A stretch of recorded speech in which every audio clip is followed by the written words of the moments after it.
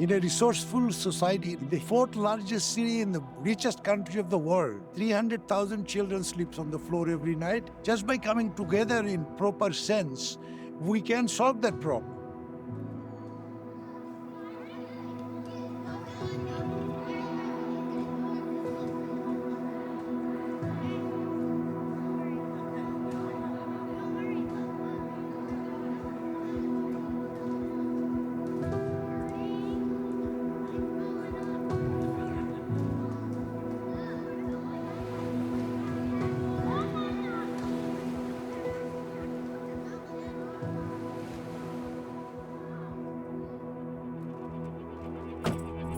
This zip code 021 and 004 has the most foster care needs in our city. We talk to churches all of the time about helping equip them to even care for their immediate community and those within their own churches. Oh my gosh. We're, as a church, just trying to do our best to meet those needs and come alongside Riverside Project and care for these families, a lot of which that are in transition.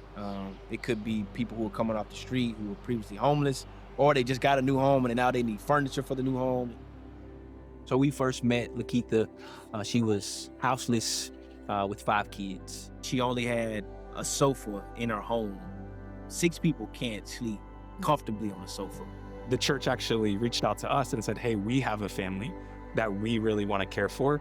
Do you have connections within the city to help us kind of meet this need? Riverside Project was quick in their response to the need. And then also the recent partnership that they had with the Houston Furniture Bank. So Houston Furniture Bank is like a united way for furniture.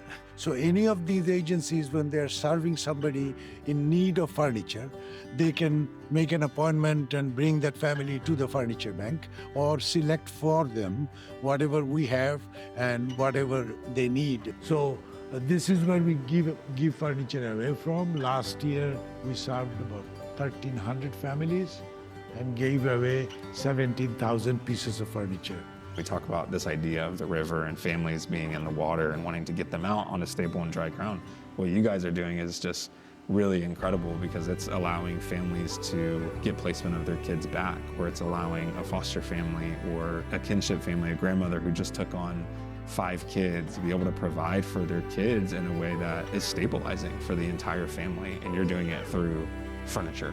To go to Houston Furniture Bank with that family to pick out furniture for their rooms, just see the joy on those babies' faces. That just brought my heart tremendous joy.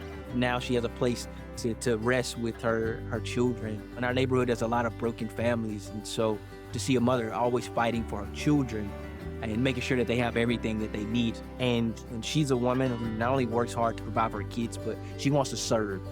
To have met her when she was previously houseless, to now, be in her own place with her own furniture, with her children, to play a very small part in that, is a gift. All of us have a small piece, and Right. this one thread that I have is not powerful enough to lift up a community or even to help one family, But whenever my thread meets what you're doing here in this church over here in this nonprofit, we're creating this web of safety for vulnerable kids and families. Right. And it only works if everybody believes in it and contributes and all of that.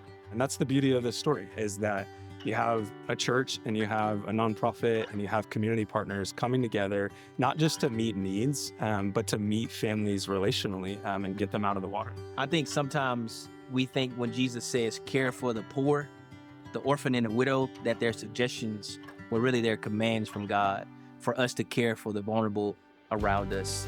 This is like a vicious cycle of poverty that we are in. So this oneness is going to break that cycle. We don't have to do it alone. It's going to take all of us.